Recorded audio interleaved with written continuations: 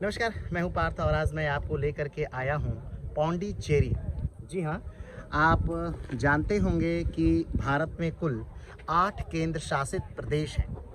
अगर हम उन केंद्र शासित प्रदेशों के बारे में बात करें तो पहला जो केंद्र शासित प्रदेश है वो जम्मू कश्मीर, दूसरा लद्दाख, फिर उसके नीचे आएंगे तो चंडीगढ़, दिल्ली, फिर अंडमान, लक्षद्वीप, दमन एवं दीव, दादर नगर हवेली और पौंडीचेरी। पौंडीचेरी जो है इसमें मुख्यतः 4 डिस्ट्रिक्ट हैं और जो चारों डिस्ट्रिक्ट हैं वो 3 राज्यों में फैले हुए हैं।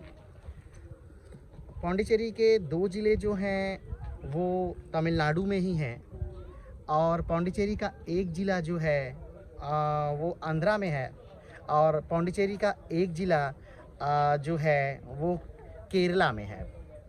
एक यनम है, एक कराईकल है और जो एक है वो भारत का सबसे छोटा ज़िला के तौर पर जाना जाता है जिसे माहे नाम है, जो कि केरला में।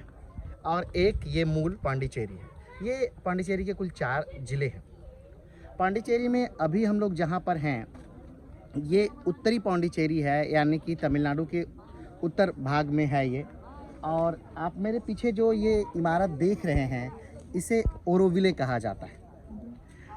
अगर हम बात करें इसे वैसे तो इसका मूल नाम जो अगर सिर्फ इसकी बात करें तो ये मातृ मंदिर है, लेकिन ये जो पूरा एरिया है ये ओरोविले है।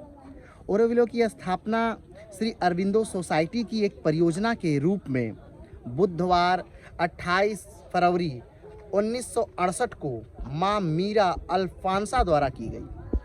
वे श्री अरबिंदो घोष की बराबर की आध्यात्मिक सहयोगी थी, जिनका मानना था कि मनुष्य एक परिवर्तित जीव है। माँ की अपेक्षा थी कि यह प्रायोगिक वैश्विक नगरी सद्भावनापूर्ण और एक बेहतर दुनिया की आकांक्षा वाले लोगों को एकजुट करते हुए शानदार भविष्य की ओर मानवता के विकास में महत्वपूर्ण योगदान करेगी। माँ का यह भी मानना था कि ऐसी एक वैश्विक नगरी भारतीय पुनर्जागरण में निर्णायक योगदान देगी। भारत सरकार ने इस नगरी का समर्थन किया और 1966 में यूनेस्को ने भी सदस्य देशों को ओरोविले विकास में योगदान देने का आह्वान करते हुए इसका समर्थन किया। पिछले 40 वर्षों की अवधि में यूनेस्को ने ओरोविले की ओर 4 बार समर्थन दिया। 28 फरवरी 1968 को आयोजित उद्घाटन समारोह में, जिसमें 124 राष्ट्रों के प्रतिनिधियों ने हिस्सा लिया, मां ने अपने एकीकृत जीवन दर्शन को स्थापित करते हुए ओरोविले को इसका 4 सूत्री घोषणा पत्र दिया। पहला, ओरोविले किसी व्यक्ति विशेष का नहीं है। ओरोविले समग्र रूप से पूरी दुनिया मानवता का है, लेकिन ओरोविले में रहने के लिए व्यक्ति को दिव्य चेतना की सेवा के लिए तत्पर होना चाहिए। ओरोविले सतत शिक्षा, निरंतर प्रगति और सनातन यौवन का स्थान होगा। ओरोविले भूत और भविष्य के बीच का पुल बनने का आकांक्षी है। ब्रह्मा और भीतरी सभी प्रकार के आविष्कारों का लाभ उठाते हुए ओरोविले भविष्य की अनुभूतियों की तरफ निर्भीकता से आगे बढ़ेगा।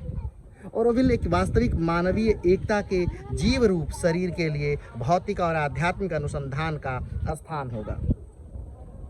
वैसे तो ओरोविले की स्थापना का बस एक उद्देश्य था कि पूरे विश्व को किसी बॉर्डर में, किसी एलओसी में ना बांटकर, बल्कि एकता के सूत्र में बांध देना।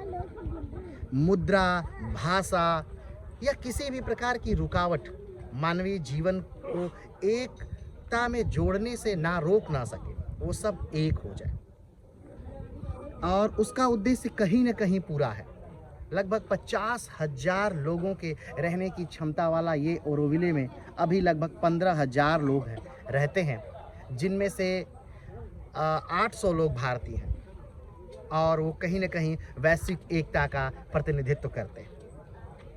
चलिए, अगर आप ओरोविले आना चाहते हैं तो आपको आना होगा पांडिचेरी। ध्यान रखिएगा, कराईकल नहीं, यनम नहीं, माहे नहीं, आपको आना होगा पौंडीचेरी। और पौंडीचेरी की बात करें कहाँ है तो ये पौंडीचेरी तमिलनाडु के मध्य में स्थित है पौंडीचेरी। और ये पूरा स्थान जो है ये पूरा ओरोविले का है। एक बार पूरे इस स्थान को देख लीजिए। पूरा सब कुछ जो है ये सब कुछ जो है ये पूरा ओरोविले है। इसके पीछे ये पूरा जो एरिया है एक बड़े से एरिया में फैला हुआ ओरोविले है। और जो सामने स्टैचू दिख रहा है आपको, जो इमारत दिख रही है, उसे मातृ मंदिर कहते हैं। हाँ, लेकिन उसमें एंट्री उन्हीं लोगों की है जो पहले से ध्यान केंद्र में रजिस्ट्रेशन करवा चुके हैं, उन्हीं लोगों की उसमें एंट्री दी जाती है।